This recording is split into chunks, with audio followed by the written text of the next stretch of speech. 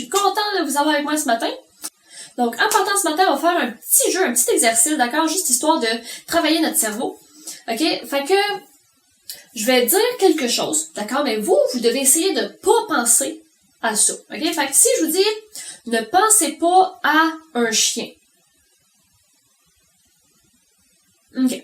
Mais là, vous comprenez un peu le principe, d'accord? Fait que là, on commence. Okay? Fait que je vais dire, ne pensez pas au film Histoire de jouets.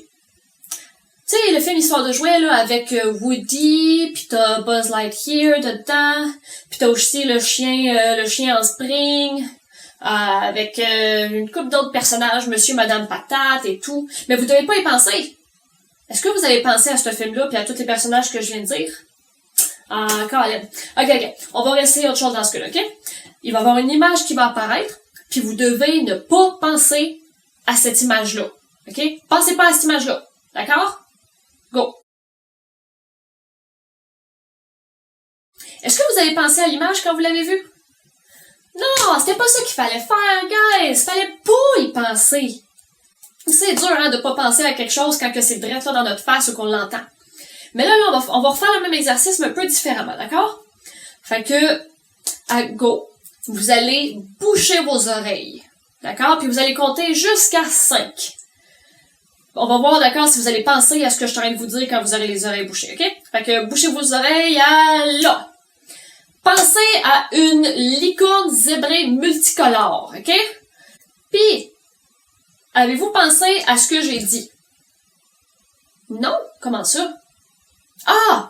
Vous aviez les oreilles bouchées! Vous pouviez pas entendre ce que je vous ai dit, fait que vous avez sûrement pas pensé à une licorne multicolore zébrée.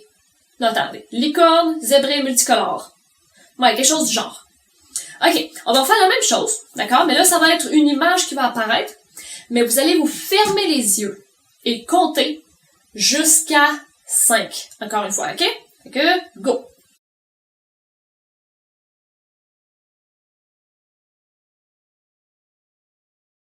Puis, avez-vous pensé à l'image?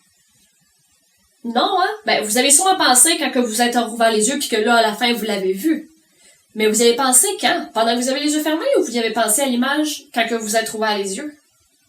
C'est intéressant, hein, comment ce qu'on voit puis ce qu'on entend se retrouve dans nos pensées.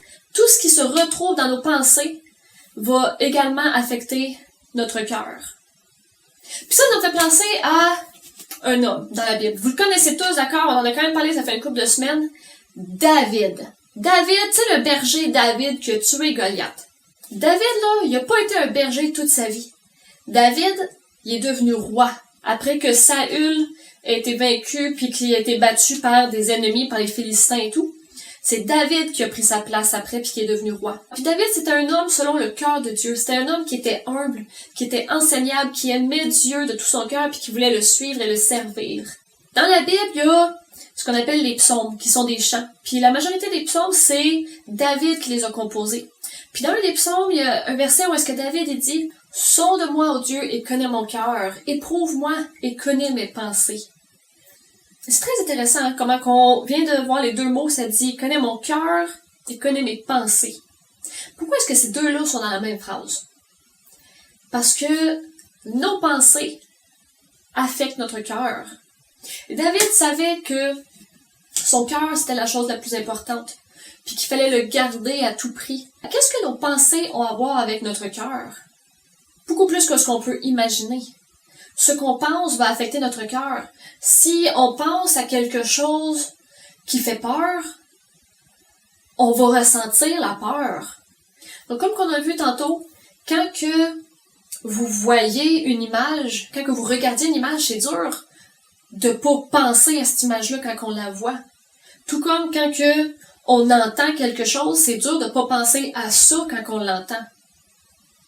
Mais quand que vous avez fermé vos yeux, vous n'avez pas pensé à l'image. Quand que vous avez bouché vos oreilles, vous n'avez pas pensé à qu'est-ce que je disais.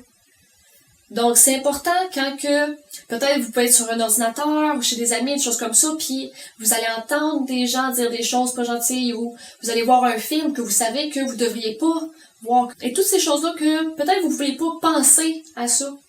Mais Tant que vous allez le voir, tant que vous allez l'entendre, ça va continuer d'être dans vos pensées.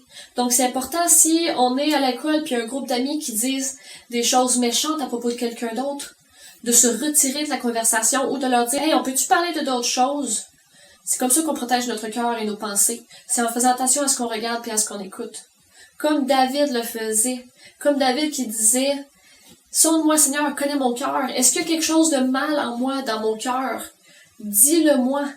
Est-ce qu'il y a quelque chose de mal dans mes pensées? Est-ce que je pense à des mauvaises choses? Dis-le-moi. Ne laisse pas ces pensées-là rester dans ma tête parce que je sais que ces pensées-là, ils vont descendre dans mon cœur puis ça va affecter mon cœur. » Et je dis pas que David était un homme parfait. David était loin d'être parfait. David a commis des erreurs. Il a péché, lui aussi. C'était un homme comme vous et moi. Quand il avait péché, quand il avait fait quelque chose de mal, il l'admettait. Il allait à Dieu, puis il s'excusait, puis il se repentait avec un cœur sincère. Donc, je vous encourage de protéger votre cœur. Et pour protéger notre cœur, on doit protéger nos pensées. Puis pour protéger nos pensées, il faut faire attention à ce qu'on regarde et à ce qu'on écoute. Sur ce, je vous souhaite une belle semaine, puis on va se reparler un autre tantôt.